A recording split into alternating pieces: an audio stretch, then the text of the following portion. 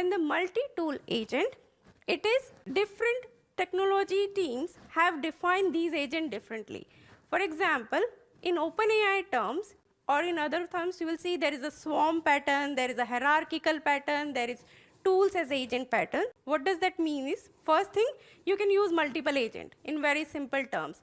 Then you can use more than one tools as well. Third thing is, you can use it either sequentially, like I'm doing in my supervisor, that my first agent always should be the emergency agent, which should go and call the moderator API to understand that, and then it should go to orchestrator. But when it comes to orchestrator, it becomes a hierarchical one, where it can go in parallel, and based on user's intent, it can call different agents.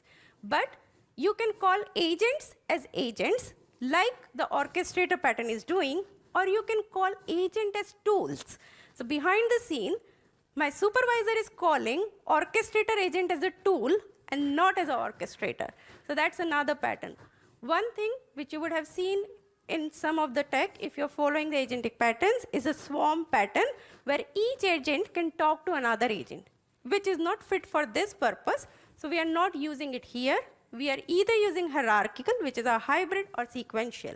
In swarm pattern, normally you will go for it, let's say, if you are a team of 5 people and you're working on a same document, then you want each 5 person to contribute to it. Now translate that to agent, then you would want a swarm pattern, because then what you're doing is one person handing over to other.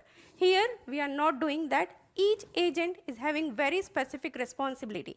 And it is because it is working in an API kind of a world. Even though it is agent, it is probabilistic, but the first thing it checks is whether my user exists or not, then only go to LLM, because there is no point going to the LLM and wasting all the flow and tokens if the user itself doesn't exist.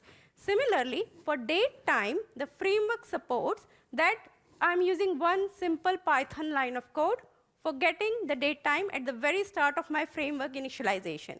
And in the prompts, it is passed as parameter. So everything is parameterized in the prompt, which it takes either from the global context or the local context, depending on how it has to take.